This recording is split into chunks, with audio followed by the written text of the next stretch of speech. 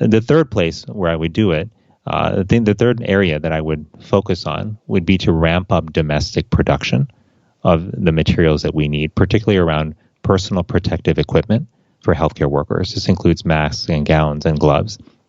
Now, we have authorities that the federal government can use to compel private industry to produce these products if they're in the national interest. In this case, they are. Now, I think we should only use those kind of authorities as a last resort because they are disruptive. But part of what real leadership is about bringing people together to do voluntarily what we need as a country to have done. And in this case, I think if we had a clear and compelling call to private industry with clear directives on what is needed and on the specs for what needed to be produced, I think we would start to see more and more businesses voluntarily switch over their production and start to produce masks and gloves and gowns. This isn't actually theoretical. Like, even as we speak, I've spent the last 5 or 6 days in touch with multiple companies that have sought me out and are seeking other public health experts out, saying, you know, I have a shirt factory or I have another type of apparel factory. I want to help. Give me the specs. I will start producing today. This is the spirit, you know, of America that we're seeing, with people standing up in every corner of this country, raising their hand and saying, how can I help? And part of what we need to do as government is to give them the opportunities to help, to make it easier for them to step up and to make a difference. So there's these are just a few of the things I think that are essential to do right now. But I think one of the last things, and the really, really important role of government in these kind of crises, is to be, in a sense, both the data keeper as well as the storyteller. And let me explain what I mean by that. In moments like this, there are key questions that people want to know the answer to. They want to know how many people have the illness, how many people have survived, how many people have been tested, how many of those tests are positive, are there shortages of tests anywhere, and how quickly can we meet those shortages? These are data questions. And in the absence of having a clear place where people can go, it makes a response much harder. And we don't have full clarity on some of these critical data questions right now, but that absolutely needs to be something that the federal government steps in to help solve in partnership with states.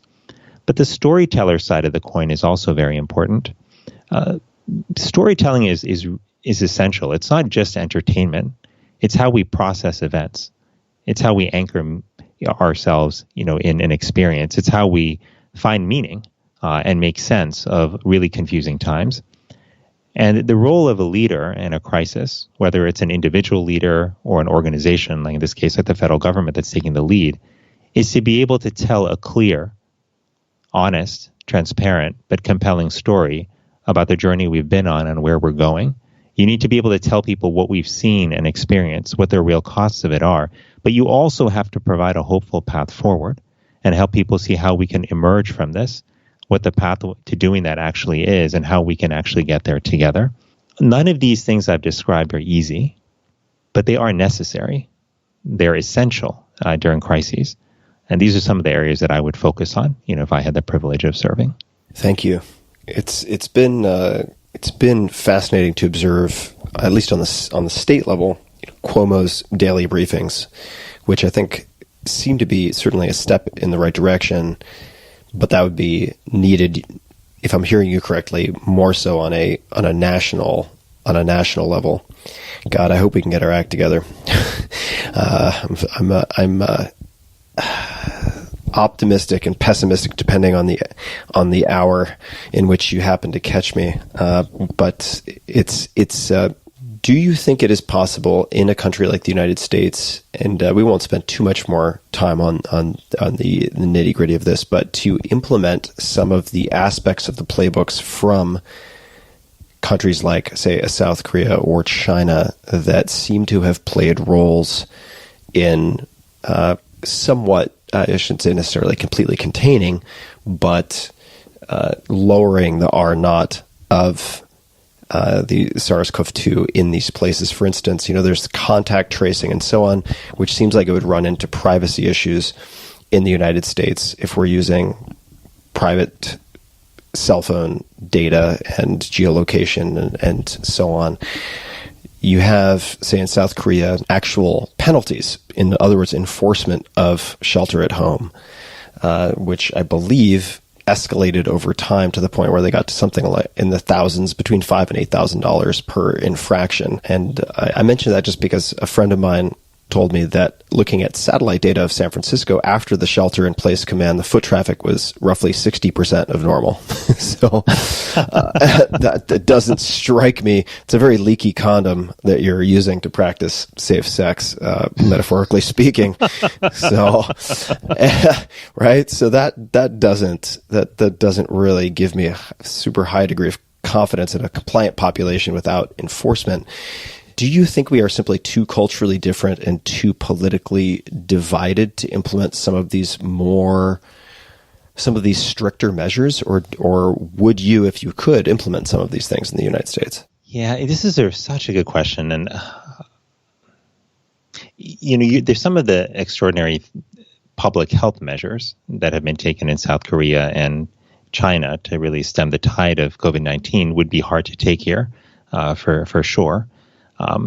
But I think what we have in the United States, in part as a result of our cherished preservation of freedom and individual liberties, is as a government, we have a greater burden of responsibility to ensure that we are explaining things and making our case to the public of what needs to be done. And so that is an important, but not always an efficient way to achieve behavior change. You mentioned that foot traffic in San Francisco was 60% of what it was after the shelter-in-place order was issued, and that's not good. That's that means that we're going to still see continued spread if there indeed is a lot of virus in the city, which we have reason to believe there is.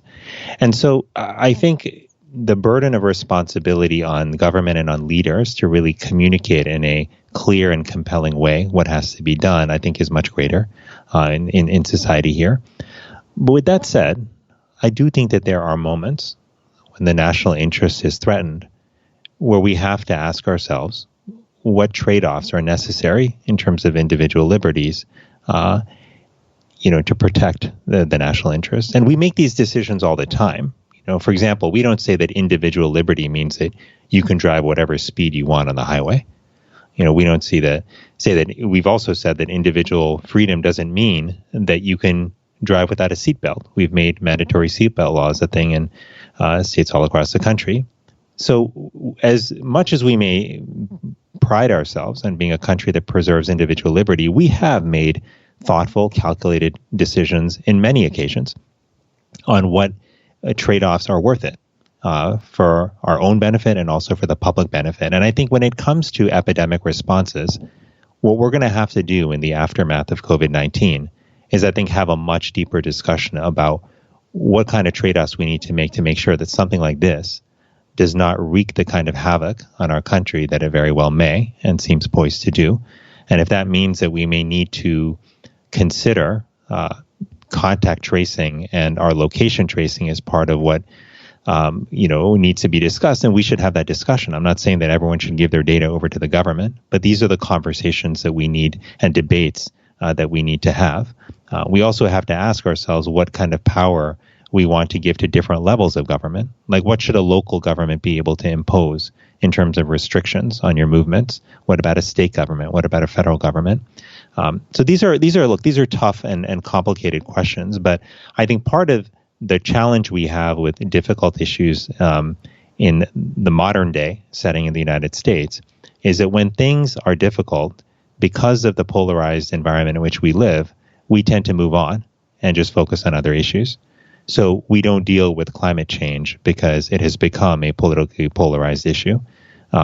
We don't deal with many aspects of healthcare because they've become politically polarized. And I think that if we really want to overcome that kind of polarization, we actually have to do the opposite of what we hear recommended a lot. I live in Washington, D.C., and I hear many pundits say, well, what we really got to do is get people with different views in the same room, have them really talk to each other and understand what their points of view are, and then maybe they can find a point of agreement or convince each other. that really never works. The way people overcome these barriers, the way they sort of bridge the polarization that they're experiencing right now is actually by building relationship first. That has nothing to do with the actual issue at hand, whether it's climate change or gun violence or reproductive rights. But when we build relationship with each other, we're better able to talk to each other and listen to each other. That's why many of us who may have an aunt or an uncle or a grandmother or grandfather who has views that we find to be disagreeable and despicable, we can still have them over for Thanksgiving dinner. We still want to have them over. We can still respond if they're in an accident because we deeply care about them, because there's a foundation, which is the relationship on which we're building our conversations. The problem right now in America is increasingly we don't have those bonds between each other. We don't have those relationships to build conversation and discussion on. So what ends up happening is we're having discussions about polarized topics with strangers who are easy to caricature. And those discussions don't often go very well. And that's reflected, frankly, with what's happening in Congress, where members of Congress increasingly don't have relationships with each other. And it's not a surprise that it's harder for them to come together and broker real solutions for the larger public. I've been thinking quite a lot about this polarization and what at least temporarily can suspend or make irrelevant that polarization. 9/11 would be perhaps one example. These acute losses of life, these very graphic events that seem to unite people, at least temporarily, to take certain steps. Pearl Harbor, probably another fantastic example, right? So Japanese attempt to destroy Pacific Fleet, underestimating the sort of dynamic qualities and variables that could change when the United States united and suddenly changed all of its production and so on, to then later turn around and sort of exact vengeance 1,000-fold. And I am on some level darkly optimistic that, I mean, this sounds terrible, but sort of anticipating that there could be something that graphic and awful, particularly given the nature of every cell phone having a video and a video camera and still camera embedded, that would perhaps suspend the political polarity long enough to take really decisive action. Do you think there's anything that comes to mind as it relates to COVID-19 that could act as such a catalyzing event? I mean, what would it take, if anything comes to mind, to temporarily give us a political ceasefire so we could take really decisive, unified action? Well, I do think, Tim, that COVID-19 could be a catalyst for greater unity and for stepping back from the polarization.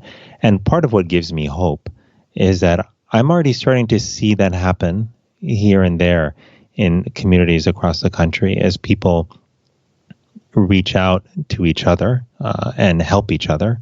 As people check in on neighbors who are struggling now without anyone to help them because they're alone.